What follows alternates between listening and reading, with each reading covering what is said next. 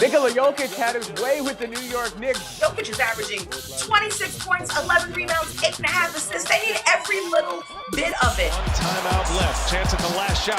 Jokic a chance to sort of pass. Oh, what a pass! Thread the needle, baby!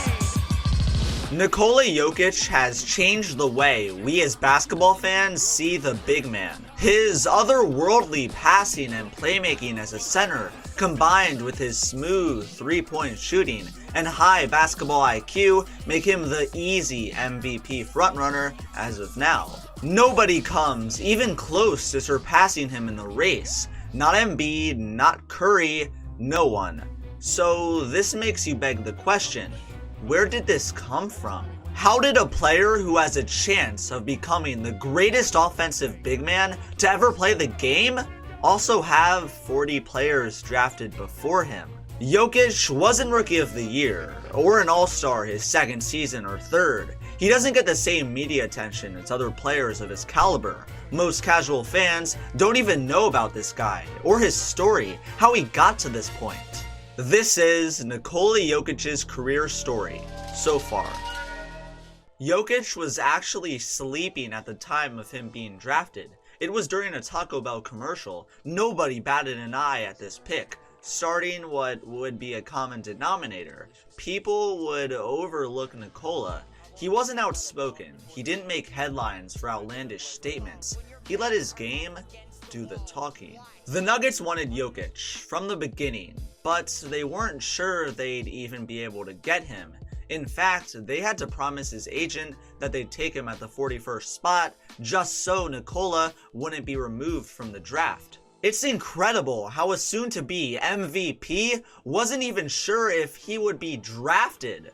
After being drafted, Nikola played most of the 2014-15 season in Serbia for the Mega Leks, showing off his incredible potential. Some of his best games were when he dropped 27 points and 15 rebounds, 17 points, 12 rebounds, 8 assists, as the Nuggets front office watched on, knowing that they had something special on their hands. That sentiment was even more highlighted with Jokic winning the Adriatic League regular season MVP, as well as the ABA League top prospect for the 2014-15 season.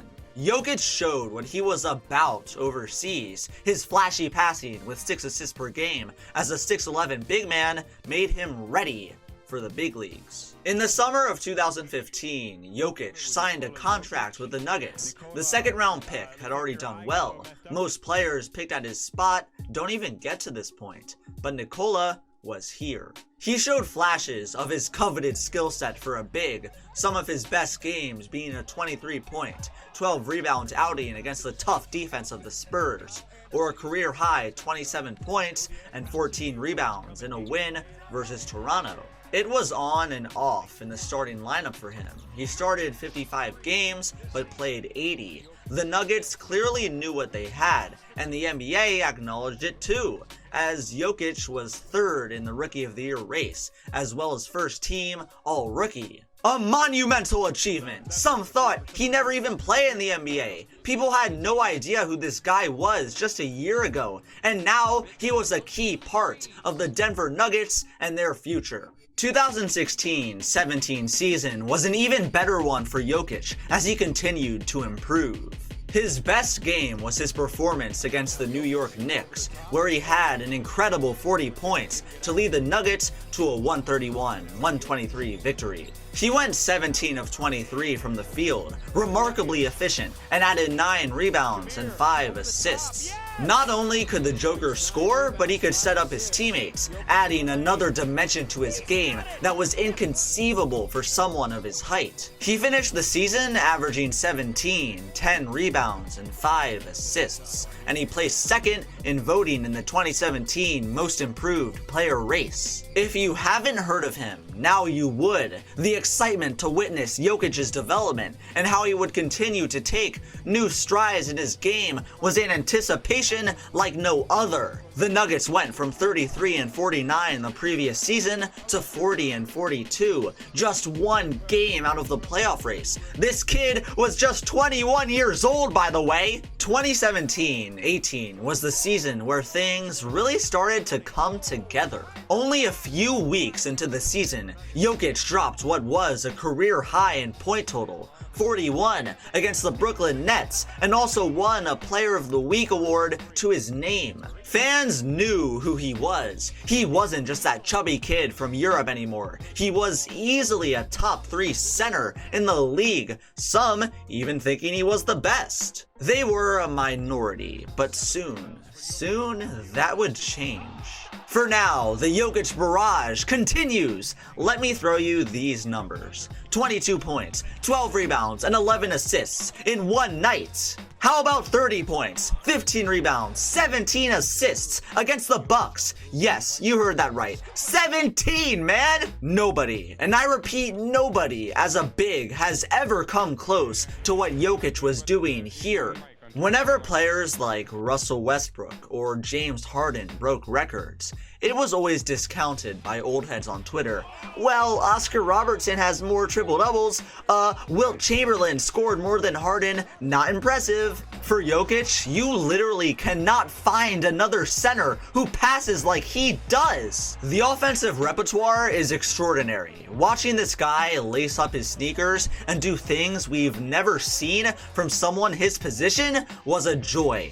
And he was just getting started. He also recorded the quickest triple-double in NBA history in 14 minutes and 33 seconds, getting it with just 2 minutes in the second quarter in that Bucks game I just mentioned. The Nuggets were so close to finally taking that next step as a unit. With 45 wins, they headed to Minnesota to try and sneak into the playoffs as the 8th seed. A win, and they do just that, facing off against the number 1 seeded Rockets, which would be a huge experience for the young guys. Unfortunately, in an epic battle with Nikola dropping 35 and 10 rebounds, the Nuggets just barely lost to the Timberwolves, ending their hopes at a playoff run. But it was hard to look back at this season with shame. Jamal Murray had blossomed into the second star Denver needed. Their team as a whole continued to develop and improve, and Jokic did what Jokic does. Their future was bright. The 2018-19 season is where Denver was really expected to take that next step. The team had obviously been improving and developing these past few seasons, but now was the time for that big jump to not only make the playoffs, but do it as a higher seed. Nikola Jokic signed a 5-year, $148 million max contract deal in the summer of 2018, showing how valued he really was. This was a man who was sleeping while he was drafted, a guy who didn't even lace it up for his squad until a year after he was picked. This contract made Jokic a max guy, and he was worth every penny. Immediately, he backed this up. In the second game of the season, Jokic recorded 35 points, 12 rebounds, and 11 assists in a 119-91 win over the Phoenix Suns. He joined Wilt Chamberlain as the only players in NBA history to post a triple-double with 30 or more points without missing a field goal. Historical records being matched and broken by this guy. One of his best performances came in a January game against Joel Embiid and the Sixers. 32 points, 18 rebounds, and 10 assists in a 126-110 win. These performances made him a no-brainer all-star. He was putting up 20 and 11 a night with 7 assists, just unheard of for a big man.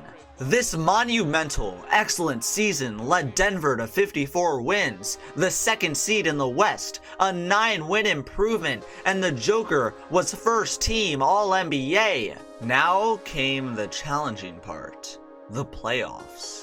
This could be Joker's opportunity to assert himself as one of the best in the league and make a championship run.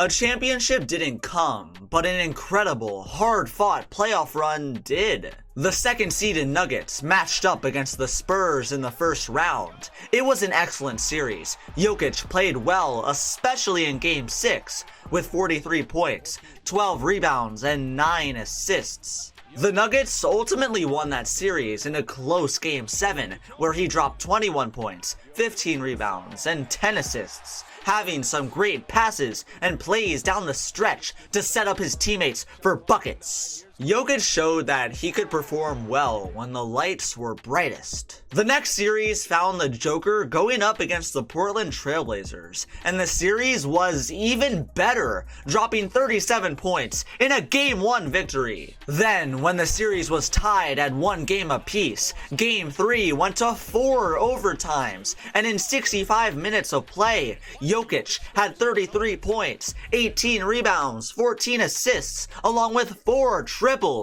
A masterful performance that ultimately led to a loss, but how could you not admire it? The next game, he had another triple-double and a win. This guy was a machine, unstoppable, but not in the way you'd think. His playmaking and agile movement was so difficult to stop, it's like watching art form on a painting. The Nuggets won Game 5 as well, taking a 3-2 series lead, with the future MVP having 25 points and 19 rebounds. Game 7 arrived, and of course, Jokic had to show up and ball out. We were so used to his greatness at this point that when he had 29 points, 13 rebounds, and 4 blocks in an elimination game, we didn't bat an eye. The Nuggets lost that series in a tough, close final game, but it was hard to be upset. The Nuggets went from barely making the playoffs the previous year to coming a few shots away from the Western Conference Finals. The championship run hadn't come just yet, but it was hard to not envision Jokic hoisting up the trophy one day. Nikola Jokic finished the 2018-19 season averaging 20 points per game and 7 assists, with 10 rebounds a night. Many at this point began to rank him as the best center in the league over guys like Joel Embiid, because Jokic showed he could do it in the playoffs too. The 2019-20 season for Jokic was of course excellent. It wasn't necessarily what he did in the regular season, but what he did in the playoffs. Of course, in the regular season, he was incredibly clutch. A game winner against the Sixers. A game winner a few days later against the Timberwolves. Oh yeah, and he shattered records too. On February 4th, he recorded 30 points, 21 rebounds, and 10 assists in a 98-95 win over the Utah Jazz. It was the first 30-20-10 game by any NBA player in 4 years, and only the third since Kareem Abdul-Jabbar in 1976. He was undeniably an all-star for the second straight year, the first Nugget to do this since Carmelo Anthony in 2011. If you couldn't tell, this guy was good, and if you forgot, well, he'd remind you in the playoffs.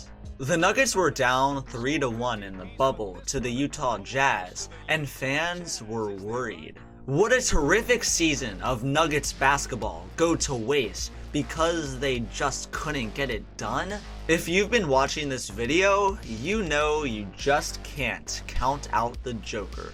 Game 5, he dropped 31 points. Game 6, he had 22 points, 9 assists, and 3 steals. Game 7, winner go home night. He had 30 points, 14 rebounds, and a clutch go-ahead hook shot to win it with a final score of 80-78. An awesome back and forth competitive series where Jokic was going up against one of the best defenders in the league, Rudy Gobert. Despite this huge series victory, there were doubters. How are they even down 3-1 in the first place, people said, questioning if Jokic could truly be the #1 option on a championship team. The real challenge came against the mighty Clippers, a team that was favored by many to win the championship. LA had defending champion Kawhi Leonard with two-way star Paul George along his side. This is where the magical run would come to an end. Right? My goodness, viewer, that's where you'd be incredibly incorrect. The Clippers jumped to a dominant 3-1 lead. People were already speculating how the Clippers-Lakers series, which wouldn't take place until next round, would go. And once again, maybe it was the bubble effect. Maybe it was luck. Maybe it was the Clippers and their ultimate choke, but my goodness, did the Joker play incredible. 22 points and 14 rebounds in a Game 5 backs against the wall victory. 34 points, 14 rebounds, and 7 assists. A 19-point come from behind victory to dismantle the Clippers in Game 6. How about a stinking triple-double in Game 7? How does a simple 16 points, 22 rebounds, and 13 assists sound for you? The Nuggets had done it. They've made it to the Western Conference Finals for the first time in over a decade. They finally gotten the media respect they deserve. Nobody thought they'd be here. They all thought it would be the signature, hyped for months series featuring the Battle of LA, but no, the young gunning, underrated squad from Denver had arrived, and they weren't going anywhere. The Nuggets most certainly didn't make it easy for the Lakers to win the series. Jokic played more than respectable, with averages of 22, 7 rebounds, and 5 assists against the Lakers in the Western Conference Finals, where it resulted in a 4-1 loss. The Lakers went on to win the title convincingly, and I know I sound like a broken record when saying this, but you just couldn't be mad as a Denver fan. Continuous improvement over the years, from no playoffs to battling it up against LeBron in the Western Conference Finals. When you look at Nikola's career stats up until this point, he'd been right around that 20 points per game average, 10 rebounds, 7 assists, you know the deal by now. If he continued to put up these numbers, we'd be more than content and fine with it. Many considered him the best center in basketball, and he easily had a chance of becoming one of the greatest offensive bigs. There was no doubt about it. Jokic, however, was not fine with these numbers. He desired more. And that brings us to present day, where my goodness, he has done more. Space to do their thing. Oh, what a touch, making the defensive length that he has. And okay, Jokic with the pump fake. Here he comes. Big steps under the Dozier, who scores. And the Nuggets are cooking. Nikola Jokic improved in absolutely every facet of his game, from 20 points to 26 a night, from 7 assists to 8.5, from 10 rebounds to almost 11, from 31% from 3 to 40% for crying out loud. He's led the undermanned Nuggets without their second best player in Jamal Murray to the 4th seed. He's had 15 triple-doubles this season, 4 of them being in the first 6 games. He's won back-to-back Western Conference Player of the Week awards, and he's won Western Conference Player of the Month. Did you catch all of that? Oh yeah, and he dropped 50 points with 12 assists one time. And he opened up the season with 20 straight double-doubles. He is also one of 9 NBA players to reach 50 triple-doubles. I could go on and on about the amazing performances he's had, the double-digit assist games, how he's been a phenomenal leader despite the recent absence of Jamal Murray.